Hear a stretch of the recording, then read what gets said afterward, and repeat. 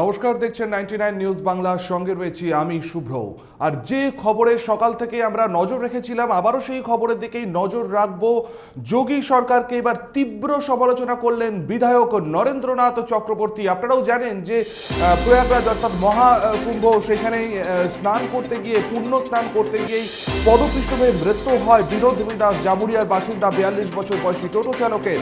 আজ তার দেহ এসে পৌঁছেছে তার বাড়িতে, কিন্তু ময়না তদন্ত ছাড়া কিভাবে দেহ এলো সেই প্রশ্নও কিন্তু তুলেছেন বিধায়ক নরেন্দ্রনাথ চক্রবর্তী। স্থানীয় প্রশাসন সঙ্গে আছেন জানিয়েছেন জেলা শাসক পন্নাবালাম এস। আপনাদেরকে সেই খবরেই আবারও আমরা ফিরে এসেছি। আজকে অত্যন্ত গুরুত্বপূর্ণ খবর, মহাকুম্ভে পুণ্য স্নান করতে গিয়ে পদপিষ্ট হয়ে মৃত্যু হয় জামুরিয়ার বাসিন্দা বিনোদ দাসের, এবং তার কোনো রকম কিন্তু ময়না তদন্ত হয়নি সেখান থেকে, অর্থাৎ উত্তরপ্রদেশ সরকার কোনো রকম কোনো ডকুমেন্টস দেয়নি। বিনা ময়না তদন্তে কিভাবে উত্তরপ্রদেশ থেকে দেহ চলে এলো পশ্চিমবঙ্গে, সেই প্রশ্নই কিন্তু তুলেছেন পাণ্ডবেশ্বরের বিধায়ক নরেন্দ্রনাথ চক্রবর্তী, এবং যোগী সরকারের তীব্র সমালোচনা করেছেন তিনি। স্থানীয় প্রশাসন সঙ্গে আছেন এমনটাই কিন্তু জানিয়েছেন জেলা শাসক। আমরা সরাসরি চলে যাব এই মুহূর্তে নিউজ রুমে। আমাদের সাথে নিউজ রুম থেকে রয়েছেন নিউজ এডিটর কৌশিক বসু। কৌশিক দা, আমি সরাসরি প্রথমে তোমার কাছে চলে আসি। মহাকুম্ভ, সেখানে একটা দুর্ঘটনা ঘটেছে, প্রচুর মানুষের সমাগম হয়েছে 144 বছর পর মহাকুম্ভ, এবং স্বাভাবিকভাবে সেটা যোগী সরকার, পুলিশ প্রশাসন জানতো যে মহাকুম্ভে এত মানুষের সমাগম হবে মৌনী অমাবস্যায়। তারপরে এত কিছু তো প্রশাসনের তরফ থেকে নেওয়া হয়েছে যাতে কোনো রকম দুর্ঘটনা না ঘটে, তারপরেও ব্যর্থ। এবং তার থেকেও যেটা গুরুত্বপূর্ণ ব্যাপার, যে যারা মারা গেছে, অর্থাৎ আমি যদি পার্টিকুলার পশ্চিমবঙ্গের দিকে তাকাই, জামুরিয়ার যে ঘটনা, সেখান থেকে বিনোদ দাসের মৃতদেহ চলে এলো, কোনো রকম ময়না তদন্ত করলো না যোগী সরকার অর্থাৎ উত্তরপ্রদেশ সরকার, এবং তার পাশাপাশি সেইখান থেকে কিন্তু কোনো রকম কোনো পেপারস দেওয়া হলো না। একটা কনস্টেবলকে দিয়ে মৃতদেহ পাঠিয়ে দেওয়া হয়েছে পশ্চিমবঙ্গে। কেন এই রাজ্যকে এতগুলো ঝুঁকি পোহাতে হবে? পাশাপাশি তো বাড়ির লোকেরাও তো এই ঘটনাতে একেবারে সম্পূর্ণভাবে তারা দিশা খুঁজে পাচ্ছেন না কি করবেন। একটু যদি আমাকে ডিটেলে বলো। দেখো শুভ, তোমাকে আমি প্রথমেই যেটা জানিয়ে রাখি সেটা হচ্ছে এখানে দুটো বিষয় রয়েছে। একটা হচ্ছে দুর্ঘটনা ঘটার পূর্ব মুহূর্ত, এবং একটা হচ্ছে দুর্ঘটনা ঘটার পরের মুহূর্ত। এই বিষয়টা একটু পরিষ্কার করে নিতে হবে। সেটা হচ্ছে যে এই মহাকুম্ভ নিয়ে যেভাবে গত কয়েক মাস যাবৎ এর প্রচার চালাচ্ছিল উত্তরপ্রদেশ সরকার, যোগী সরকার, এবং তারপরে স্বভাবতই কিন্তু এখানে যে জমায়েত হয়েছিল সেই জমায়েতটা কিন্তু মানে প্রচুর আকারে জমায়েত হয়, এবং যেমনটা আমরা দেখেছি যে মানে যেদিন শাহী স্নান হলো, অর্থাৎ সেই দিনে কিন্তু কোটি কোটি মানুষ সেখানে জমায়েত করেছিল। তাহলে এটা কিন্তু সরকার কিন্তু জানতো যে সেদিন জমায়েত হবে, ফলে সেখানে প্রশাসনের যে একটা দায়িত্ব বা কর্তব্য, যে এত সংখ্যক, বিপুল সংখ্যক মানুষকে ওই জায়গাতে কিভাবে সঠিকভাবে পৌঁছানো যায়, তারা সঠিকভাবে সেখানে স্নান করবে এবং তারপরে সেখান থেকে তাদেরকে বের করে দেওয়া, এটাই প্রশাসনের মুখ্য উদ্দেশ্য। সেটাতে যে প্রশাসন সফল হয়নি সেটা কিন্তু দিনের আলোর মতো পরিষ্কার। যে ওখানে কিন্তু যে দুর্ঘটনা সেদিন ঘটেছে, যে স্ট্যাম্পেড পদপিষ্টের ঘটনা ঘটেছে, সেখানে সরকারি হিসাবে, উত্তরপ্রদেশের সরকারের হিসেবে সেখানে মারা গিয়েছে 30 জন। বেশ, এটা গেল, দুর্ঘটনা ঘটলো তার আগের মুহূর্ত, দুর্ঘটনা ঘটার মুহূর্তে প্রশাসন এই জায়গাটায় ব্যর্থ। এটা কিন্তু পরিষ্কার, যে কারণ এই দুর্ঘটনা কিন্তু প্রশাসন আটকাতে পারেনি। প্রশাসনের কাছে কিন্তু পূর্ব যে ব্যবস্থা, অর্থাৎ যে প্রশাসনিক ব্যবস্থা যেভাবে তারা নিয়ে যাবে, তার একটা প্ল্যানিং, একটা কর্মসূচি, সেটা কিন্তু করার যথেষ্ট সময় পেয়েছিল প্রশাসন। সেখানে তারা এই ভিড় সামলাতে ব্যর্থ, এটা পরিষ্কার।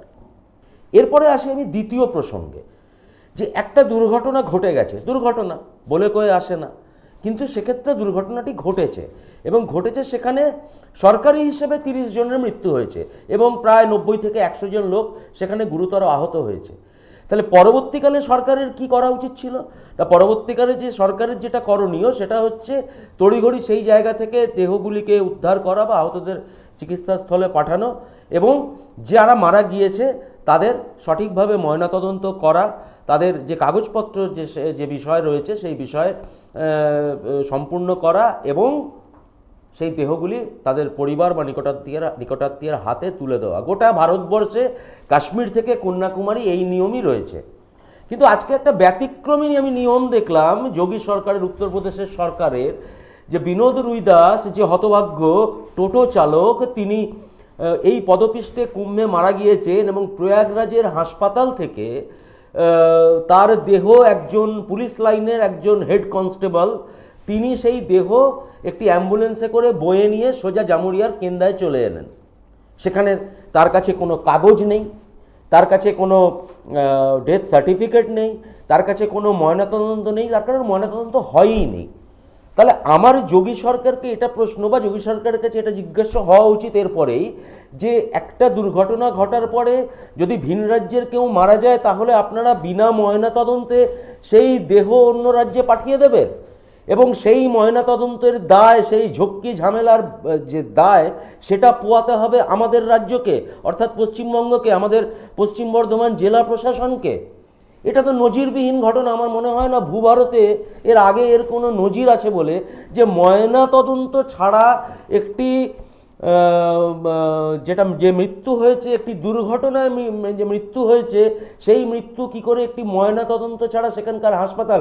কারণ আমরা দেখেছি এর আগে, আমরা যে বক্তব্য দেখিয়েছি, যে যিনি পুলিশ আধিকারিক এসেছেন উত্তরপ্রদেশ থেকে তার দেহ নিয়ে, এই বিনোদ রুইদাসের, তিনি পরিষ্কার বলছেন যে নেই, ও মেরা পাস কুছ নেই হ্যাঁ, নেই, পোস্টমর্টম তো হুয়া নেই হ্যাঁ। উনি বারংবার একই কথা বলেছেন, এবং তিনি নাকি এই বিষয়ে কিছু জানেনই না। এত বড় একটি দুর্ঘটনা ঘটে গেল মহাকুম্ভের মতো, যেখানে এত কোটি কোটি মানুষ জমায়েত হয়েছে, গোটা বিশ্ব সেই খবর জেনে গেল, অথচ উত্তরপ্রদেশের যিনি পুলিশ আধিকারিক তিনি এই বিষয়ে কিছু জানেনই না। তিনি একেবারেই কিছু জানেন না। তাকে বলা হয়েছে প্রশাসনের, সেখানকার প্রশাসনের তরফ থেকে, যে ভাই তুমি যাও, এই তোমার বডি হাসপাতাল, তিনি প্রয়াগরাজের হাসপাতাল থেকে বডি নিয়েছেন, সেটাও তিনি বক্তব্যে বলেছেন। তো তিনি কিছুই জানেন না, তিনি শুধু দেহটা নিয়ে এসে এখানকার কেন্দা ফাঁড়িতে, কেন্দার যিনি পুলিশ আধিকারিক সেখানে তিনি ফাঁড়িতে নিয়ে চলে এলেন। কার্যত নজিরবিহীন ঘটনা। ফলে এই গোটা কুম্ভ মেলা জুড়ে যে নিরাপত্তা ব্যবস্থা করা হয়েছিল, যে প্রশাসনিক যে ব্যবস্থা করা হয়েছিল, সেটা দুর্ঘটনার আগে তো তারা ব্যর্থ হয়েইছে, সেই ভিড় সামলাতে পারেনি, না হলে এত বড় পদপিষ্টের ঘটনা হতো না। এবং দুর্ঘটনার পরেও যে তাদের প্রশাসনিক ব্যর্থতা এবং দায়সারা মনোভাব, একদমই বলতে বাধ্য হচ্ছি সম্পূর্ণভাবে এটি দায়সারা মনোভাব কিন্তু যোগী প্রশাসন নিয়েছে, এবং ময়না তদন্ত ছাড়া, কোনো রকম কাগজপত্র ছাড়া তার দেহ পাঠিয়ে দিয়েছে।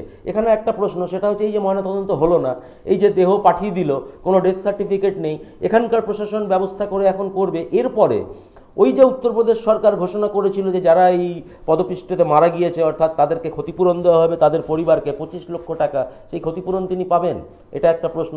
এর পাশাপাশি এই ব্যক্তির যদি কোনো রকম লাইফ ইন্স্যুরেন্স করা থাকে, কোনো রকম যদি সেখানে ক্লেমের ব্যাপার থাকে, তাহলে তিনি সেই ক্লেম পাবেন। এই প্রশ্নগুলো কিন্তু এখন খুব বড় করে উঠছে, এবং ফলে স্বভাবতই এখানকার প্রশাসনও কার্যত দিশেহারা। কিছুক্ষণ আগে জেলা শাসক তিনিই জানিয়েছেন যে আমরা বিষয়টিতে আমরা তাদের পাশে, পরিবারের পাশে থাকার চেষ্টা করছি। এবং পাণ্ডবেশ্বরের বিধায়ক নরেন্দ্রনাথ চক্রবর্তী তিনি ঘটনাস্থলে গিয়ে কার্যত তুলোধনা করেছেন যোগী সরকারকে। এবারে অন্তুদা, কৌশিকদা, আমি আমি আমি আসবো তোমার কাছে। কৌশিকদা, একটুখানি আমি তোমাকে থামাচ্ছি। তুমি যখন জেলা শাসক কথা বললে, এবং পাশাপাশি যখন পাণ্ডবেশ্বরের বিধায়কের কথা বললে, পাণ্ডবেশ্বরের বিধায়ক ঠিক কি বলেছেন, যোগী সরকারে কি তুলোধনা করেছেন, আমরা একটু শুনবো, তারপর তোমার কাছে আবারও আমরা ফিরে আসছি। কৌশিকদা, আরে এ তো চূড়ান্ত ব্যবস্থা।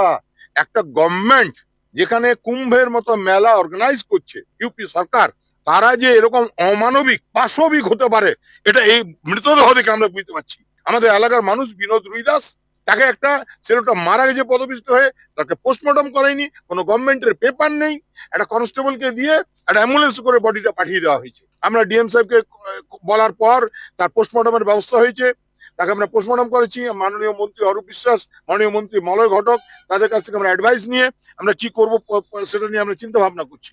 এবং আমরা যেটা শুনছি শিউরে ওঠার মতো ব্যাপার। হ্যাঁ, মানুষ বলছে যে এরা তো দেখে এসছে, এর শালা ছিল সঙ্গে, বিষ্ণু ছিল সঙ্গে, সে বলছে দাদা 300-400 অ্যাম্বুলেন্স বেরিয়ে গেল, বেরোচ্ছে নাম্বারিং করে। বলছে আমি তো দেখেছি 300 লোক পড়ে থাকতে। আর বলছে জেসিবি করে মাটি কেটে বডিগুলো ইয়ে করে দিচ্ছে। অন্তত 2,500-3 হাজার লোক মারা গেছে এই ইয়েতে। মানে শতাব্দীর, মানে এরা বলছিল না যে কংগ্রেস আমলে এত মারা গেছে, এটা কুম্ভের একটা ইতিহাসে এরকম নারকীয় ঘটনা হয়নি। এরা কন্ট্রোল করতে, মানে ইউপি গভর্নমেন্ট ফেলিওর। রোজগার করেছে হাইপ তুলে মানুষকে, সারা ভারতবর্ষের মানুষকে ধর্মের জিগির তুলে ডেকে নিয়ে ওখানে রোজগার চলছে, টেন্ট ভাড়া দিচ্ছে, ইয়ে করছে না, একদম যাচ্ছে না অবস্থা একদম। আমাদের লোক মারা গেল, আমরা আমরা আমরা কি বলবো, কেউ ধামাচাপা দিতে পারবে না, মানুষ এদের মুখোশ খুলে ফেলবে।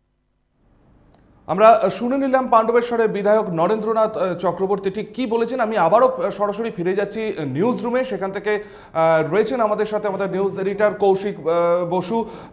কৌশিকদা, আমি তোমার কাছে আবারও সরাসরি ফিরে আসছি। পাণ্ডবেশ্বরের বিধায়ক নরেন্দ্রনাথ চক্রবর্তী সরাসরি কিন্তু একেবারে যোগী সরকারের দিকে আঙুল তুলেছেন এই গাফিলতির জন্য, একটু যদি জানাও। হ্যাঁ দেখো, একেবারেই এটা তো অস্বীকার করার কোনো মানে মানে জায়গা নেই যে পাণ্ডবেশ্বরের বিধায়ক আজকে ঘটনার খবর পেয়ে তিনি কিন্তু কেন্দ্রাতে পৌঁছেছিলেন। তিনি সেখানে একেবারে কেন্দ্রা ফাঁড়িতে আমরা তাকে দেখেছি, সেখানে পুলিশ আধিকারিকের সাথেও তিনি কথা বলছেন যে কি করণীয়। অর্থাৎ পাণ্ডবেশ্বরের বিধায়ক যেমনটা বলছেন যে এটা মানে তিনি মন্ত্রীর সাথে কথা বলেছেন, তিনি মন্ত্রী অরূপ বিশ্বাসের সাথে কথা বলেছেন, তিনি মন্ত্রী মলয় ঘটকের সাথে কথা বলেছেন, জেলা শাসকের সাথে কথা বলেছেন, তিনি বারংবার বলছেন। ফলে একটা কিংকর্তব্য বিমূঢ় অবস্থা, কারণ এই অবস্থায় তিনি এর আগে নিশ্চিত আমি যে এর আগে কখনো পড়েননি। ভিন রাজ্য থেকে একজনের মৃত্যু হয়েছে, এর আগেও আমরা প্রচুর ভিন রাজ্যে এরকম মৃত্যু দেখেছি, ভিন রাজ্যের শ্রমিকের মৃত্যু দেখেছি, তাদের দেহ এসেছে, ময়নাতদন্ত হয়েছে ইত্যাদি ব্যাপার। কিন্তু এটা কিন্তু একেবারে কার্যত নজিরবিহীন যে একটি এত বড় দুর্ঘটনা ঘটলো এই মহাকুম্ভে, এবার সেখানে উত্তরপ্রদেশের সরকার, যোগী সরকার সরাসরি কোনো কাগজপত্র ছাড়াই সরাসরি সেই দেহ পাঠিয়ে দিল। ফলে পাণ্ডবেশ্বরের বিধায়ক নরেন্দ্রনাথ চক্রবর্তী তিনি যে কথাগুলো বলেছেন এটা কিন্তু তার ক্ষোভের বহিঃপ্রকাশ, এটা কিন্তু বলাই বাহুল্য শুভ্র। একেবারেই তাই। এবং কৌশিকদা, এই ব্যাপারে তুমিও হয়তো আমার সাথে একমত হবে, কোথাও যেন মনে হচ্ছে না যে সম্পূর্ণ ঘটনাতে সবাই একেবারে পাজল হয়ে রয়েছে প্রচন্ড।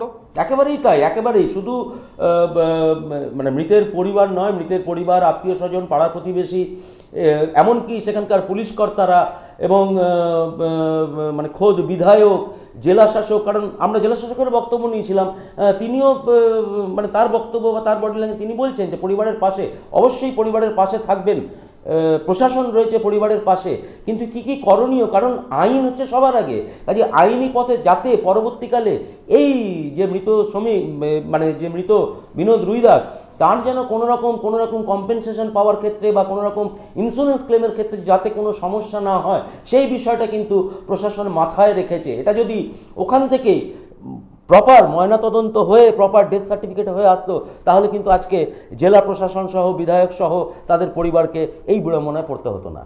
অসংখ্য ধন্যবাদ। আমরা কথা বলে নিলাম, আমাদের সাথে ছিল নিউজরুম থেকে আমাদের নিউজ এডিটর কৌশিক বসু। এবং সম্পূর্ণ ঘটনাটাতে কিন্তু একটা ধোঁয়াশা সৃষ্টি হয়েছে, বিড়ম্বনার মধ্যে পেয়েছেন জেলা শাসক থেকে শুরু করে পুলিশ ব্যক্তিত্ব থেকে শুরু করে কিন্তু একেবারে বিধায়কেরাও।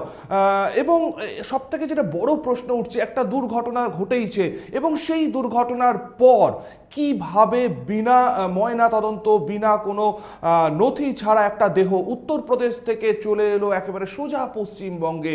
গাফিলতিটা কোথায়, এই প্রশ্নই কিন্তু বারংবার তুলছেন সকলে।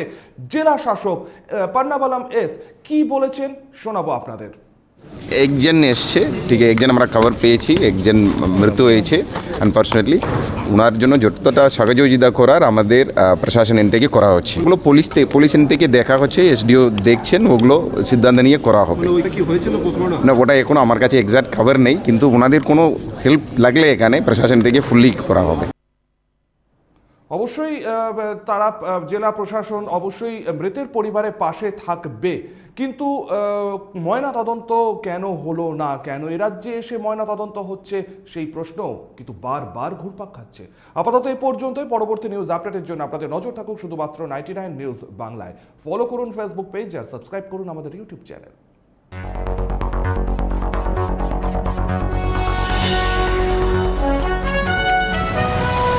আপনারা দেখছেন 99 নিউজ বাংলা। বদলাবো আমরা।